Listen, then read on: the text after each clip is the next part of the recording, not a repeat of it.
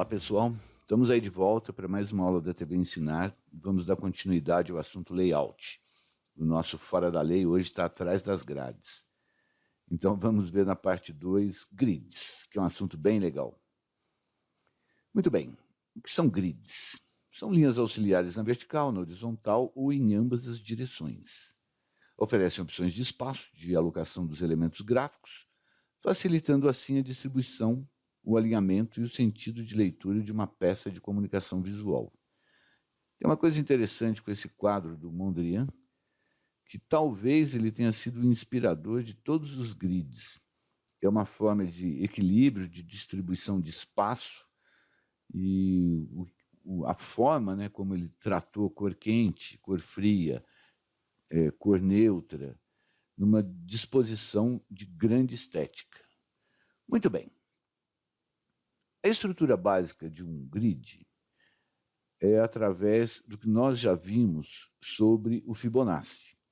Então, se eu tiver uma área e traçar linhas diagonais, eu vou encontrar a seção dourada, ou a seção áurea, como nós havíamos falado. E se eu continuar traçando, eu vou descobrir os 4 pontos. Isso também pode ser visto num documento em paisagem, né, no formato landscape. E aí, para eu não ter que ficar fazendo essas diagonais, eu uso a regra dos terços, que é muito mais rápida, muito mais fácil. E o resultado será o mesmo. Muito bem. Eu tenho que trabalhar ora para a área editorial, ora para web, ou impressão e tela. Como eu trabalhei muito tempo na área editorial, eu aprendi algumas coisas com alguns colegas e faço uso delas até hoje. Tudo isso valendo-se da regra dos terços. Se eu pegar uma folha na vertical e imaginar que a área azul que está sendo projetada é onde o texto irá percorrer, eu visualizo a letra L. E essa letra L ela pode ser invertida e pode ser colocada também de cabeça para baixo. Então eu usei como exemplo uma revista internacional para você perceber que esse sistema de composição, de diagramação, ele é ou não utilizado apenas por aqui, mas em todo o mundo. Eu traçando também a regra dos terços, né, chegando nas seções áureas, eu consigo visualizar a letra U. E essa letra U eu também posso inverter e posso usar como sistema de diagramação. Notem que eu estou usando o sistema de leitura convencional, iniciando pelo lado esquerdo, terminando pelo lado direito, que é como nós visualizamos as coisas por aqui no Ocidente. Notem também que eu dei um destaque para a letra O. Isso aí é uma capitular. Capitular é quando essa letra maior inicia um capítulo. Não use ela toda hora, vai ficar cansativo e você vai achar pontos que irão comprometer toda a estrutura de layout que você criou. Maravilha. Temos também a estrutura da letra H, que eu acho bem dinâmica. Então, se eu olhar para a área azul da folha menor, eu tenho desenhado a letra H, corro o texto pela mancha azul e posiciono fotos nas áreas brancas. Consegue visualizar o H? Mas eu gosto também de usar o H minúsculo. Ele tem uma dinâmica bem interessante. E continuo mantendo o sistema de leitura atacando o ponto superior esquerdo e finalizando no ponto inferior direito. Note que a foto do Eric Clapton agora está em uma seção áurea. Ah, você percebeu que o título também?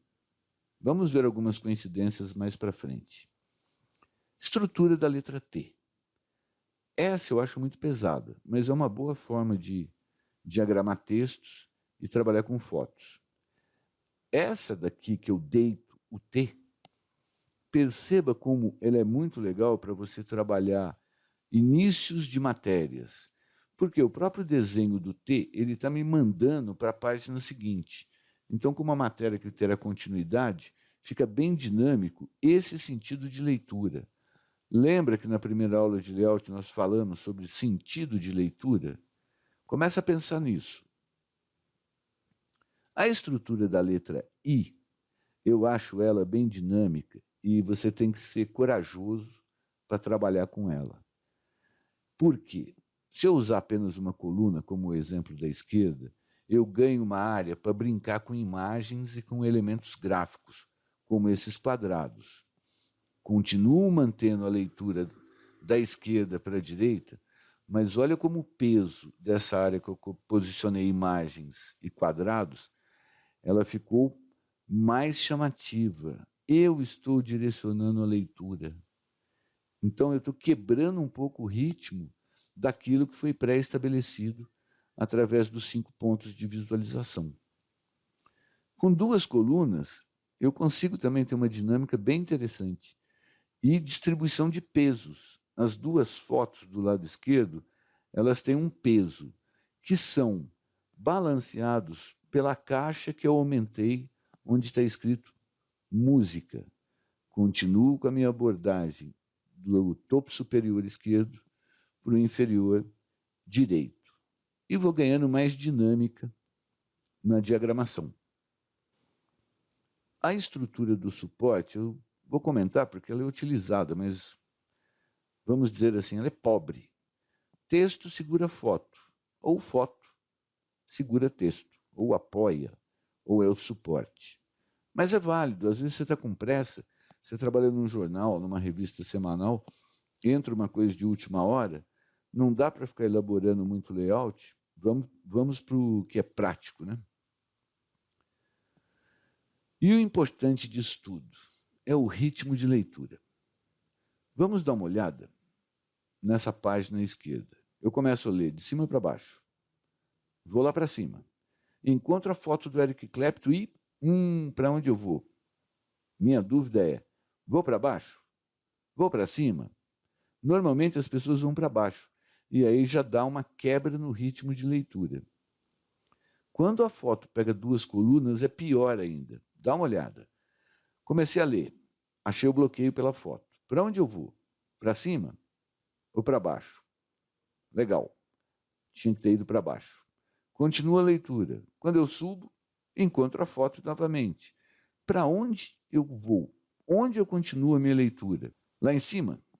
Então é complicado. Eu preciso saber manter esse ritmo da leitura sem que ocorram quebras.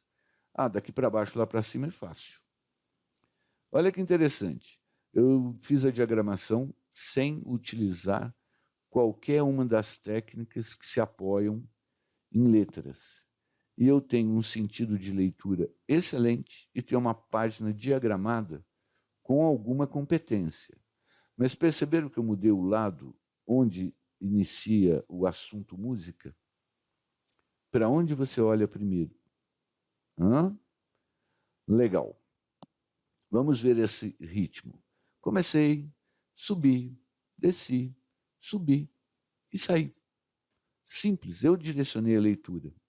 Outra coisa para pessoas corajosas na hora de diagramar. Usar áreas de respiro. O que são áreas de respiro? Essas áreas brancas. Olha como eu consigo ter uma leveza na diagramação da página. Fica muito mais convidativo. Então, preste atenção nesses pequenos detalhes. Vamos pensar agora de uma forma mais organizada de trabalhar a coisa, que é o grid modular. Partindo do princípio que eu usei a regra dos terços para conseguir a seção áurea, isso usando 3. Eu vou pegar cada pedaço desse e dividir em 3. Olha que legal. Eu ganho novos mini pontos de seção áurea. Mas eu posso trabalhar as principais, que estão marcadas em vermelho, posso utilizar as azuis e posso utilizar todas. Por quê? Elas têm uma continuidade, um sentido de leitura. E olha a dinâmica que eu ganho. Posso diagramar em 2 colunas, em uma coluna, 3 colunas, e poderia ter feito 4 e duas, ou 3, uma e uma. Então, me dá flexibilidade. Para te demonstrar isso, eu vou usar o exemplo de uma matéria sobre macarrão. Então, a primeira coisa que eu faço, escolher as fotos. Muito bem, fiz a escolha e vou trabalhar o layout. O primeiro é a técnica do L. É rápido, eficiente e sempre traz resultados muito bons. A segunda técnica, também continuo com L, só que em 2 colunas. Perceber a dinâmica disso? Como é fácil diagramar assim? E olha só, agora eu jogo sobre a diagramação aquela máscara ou aquele grid da seção áurea. Eu tenho seção áurea no título, eu tenho seção áurea no garfo, que está decorando a parte superior, eu tenho seção áurea no macarrão e, de uma forma induzida, eu tenho aqui no final da matéria.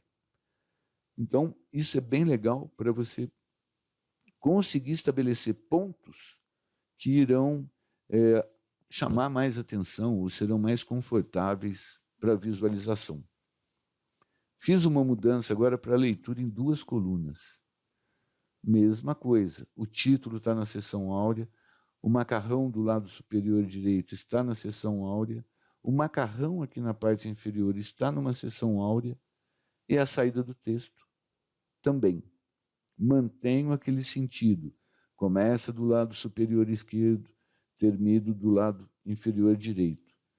Embora a coisa pareça repetitiva, eu não sei se você percebeu a versatilidade que eu tenho para trabalhar o assunto.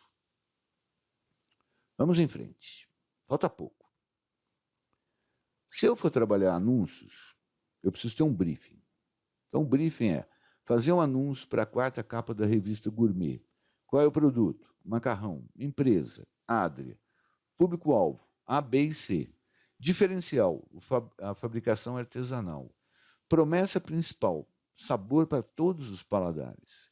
Promessa secundária.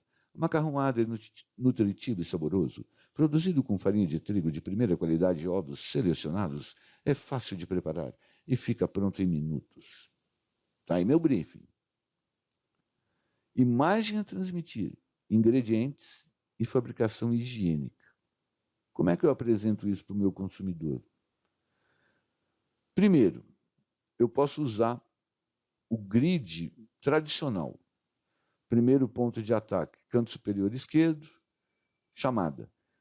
E segundo ponto de ataque, assinatura. E os demais pontos, eles se equilibram entre si. Tá bonito? Tá bonito, não tá um espetáculo. Mas está bonito, está eficiente. Ah, agora eu criei algo mais moderno, talvez mais sutil, e usei a frase em italiano, mangiate fa bene. Só ilustrei com o garfo, o macarrão, o molho, uma folhinha de manjericão, esse molho fica bom. E usei a promessa secundária aqui no canto inferior esquerdo. Mas eu não estou falando daquilo que realmente foi solicitado pelo briefing. Será que o meu cliente aceita? Vamos ver os pontos. Usei um grid modular e tenho seções áureas em várias áreas. E mantenho também aquela linha de leitura tradicional. Muito bem. Agora, eu tenho uma coisa mais clean. Mudei a frase. Tradição para a sua família. Tudo branco, mostro aquilo que o meu cliente pediu, que a fabricação é artesanal. Também ataco pelo lado superior esquerdo, passo pela foto, vou para a assinatura da Adria. E aqui eu fiz uma coisa diferente. Eu alinhei a promessa secundária junto com o logo. Então, se você quiser ler, leia. Mas perceba que eu estou direcionando você para onde eu quero que os seus olhos corram. E isso se chama direcionar a leitura. Usei uma seção áurea para o título. Da seção áurea principal, que é aquela vermelha, tem na farinha de trigo, tem aqui no rolinho de... Como é que eu vou chamar isso aí? Esse enroladinho de macarrão. E tenho também a seção áurea secundária na assinatura. Quer dizer, equilíbrio perfeito, penso eu. Vamos lá. Eu não preciso seguir nada disso. E é isso que eu gostaria que você entendesse. Quando você quer comunicar, você tem que pensar no equilíbrio. Existem várias regras que podem te auxiliar, mas regras são para ser quebradas. E aqui eu acho que eu consigo apresentar tudo aquilo que o meu cliente pediu. Ele não falou para eu mostrar um macarrão específico. É o produto macarrão. E aí eu tenho macarrão cortadinho, eu tenho talherine, eu tenho espaguete. Tenho o logo bem posicionado no centro. Qual era o texto? Sabor para todos os paladares. Estou seguindo o briefing. Tenho a promessa secundária e tenho a assinatura da empresa. E para fazer um charme, eu coloquei esse garfo com macarrão enrolado. E ficou uma peça que penso que a classe A, B e C vai entender muito bem, que a Adria quer comunicar os seus macarrones. Capite?